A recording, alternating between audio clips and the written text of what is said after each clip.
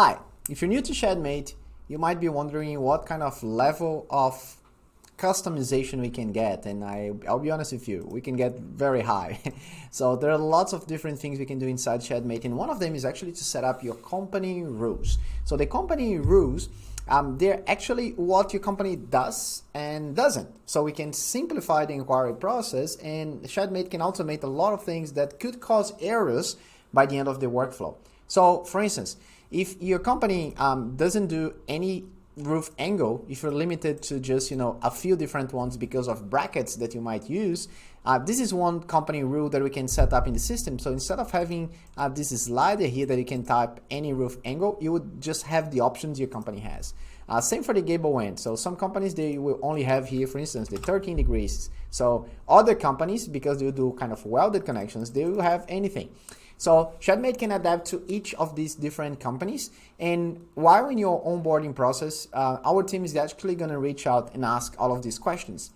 And something you can already do if you're just new inside Shedmate and start to use the system is actually go to all of the options and select which of these features you don't want Shedmate to have for your specific company. For instance, some people don't want to have mezzanines just because they don't build those or supply mezzanines, so that avoids errors that the salesperson might sell a mezzanine and actually got to the fabrication and they say, hey, look, we don't do mezzanines, so that's the problem.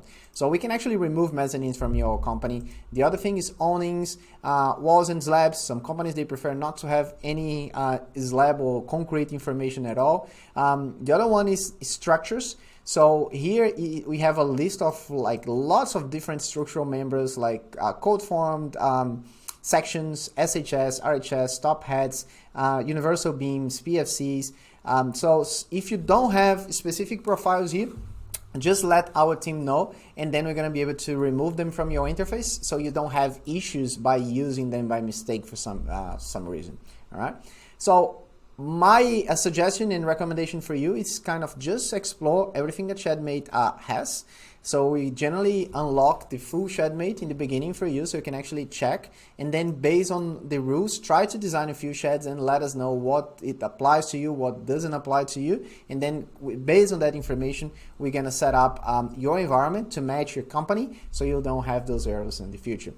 I hope it makes sense. And if you have any other questions, please reach out. There are lots of things we can do considering the level of flexibility that our system is capable of supporting. And then we can actually use our rule checker.